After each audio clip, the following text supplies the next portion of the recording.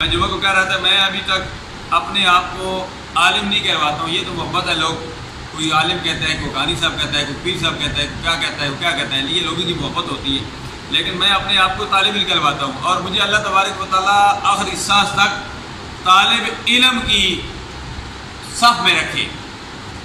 ये जुमे को मैं अर्ज़ कर रहा था। क्यों कि मुझे सरकार अब्दे करार सल्लल्लाहु अलैहि वसल्लम की वो हदीस याद आ जाती है। सरकार अब्दे करार सल्लल्लाहु अलैहि वसल्लम के पास सहाबा किराम का मजमा है, शमाए रिसालत के परवाने मौजूद हैं। इमामुल अंबिया तहियत व सलाम एक सहाबी की तरफ टिकटिकी बांध कर देखते हैं, बार बार देखते हैं। उस सहाबी से रहा न गया, अर्ज़ की या रसूल अल्लाह सल्लल्लाहु अलैहि वसल्लम अदब व इहतराम के साथ, या रसूल अल्लाह आज से पहले आपने कभी इतने गौर के साथ, इतने टिकटिकी बांध कर तवज्जो के साथ नहीं देखा। या रसूल अल्लाह आज देखने की क्या वजह है? सरकार अपने करार सल्लल्लाहु अलैहि वसल्लम फरमाया कि अभी असर का वक्त है, अभी सूरज गुरूब होने वाला है, अभी थोड़ी देर बाद इज़राइल अलैहिस्सलाम आने वाले हैं और तेरी रूह को कब्ज करने वाले हैं। फरमाया इसलिए मैं तुम्हें देख रहा हूँ कि तू चंद मिनटों का मेहमान है, दुनिया से जाने वाला है।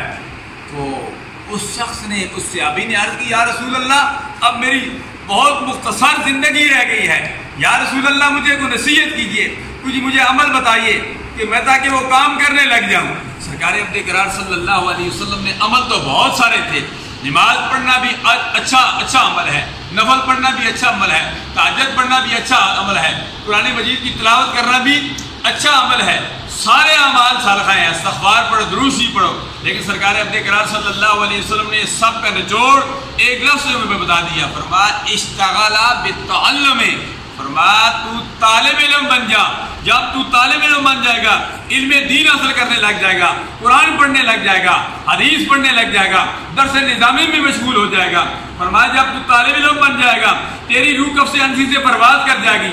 जब तू कब्र में जाएगा तो अल्लाह फरिश्तों को फरमाएगा, ऐ फरिश्तों, ये दुनिया में कुरान पढ़ते हुए, कुरान मजीद पढ़ाते हुए ये तालिब इल्म था, इसलिए कब्र में आ गया।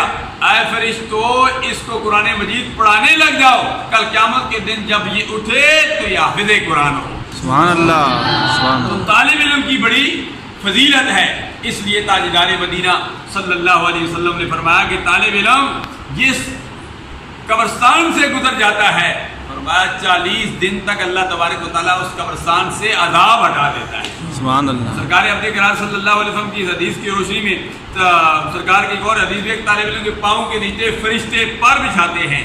तालिब इल्म की फजीलत अगर लोग समझने वाले समझें और तालिब इल्म अपनी फजीलत खुद समझे तो बड़ी फजीलत है। सरकार फरमाया हुम अदआफुन लिअहलिल इस्लाम, ये तिरमिज़ी शरीफ की हदीस है। फरमाया तालिब इल्म तमाम आलियाने इस्लाम के मेहमान हैं। तालिब इल्म की इतनी फजीलत है। तो तालिब इल्म बढ़ना ये बहुत बड़ी फजीलत है। मुझे इस मौके पर मुझे याद आ जाता है, हवालदार अजीजुल्लाह साहब जेल से ताल्लुक़ रखते हैं, वो भी तालिब इल्म थे, 60 साल की उम्र में तालिब इल्म थे। उस मौके पर इसी मैंने बेसमेंट में ये बात कही थी। हाफिज़ रहमत खान ये भी तालिब इल्म थे। अब दर्स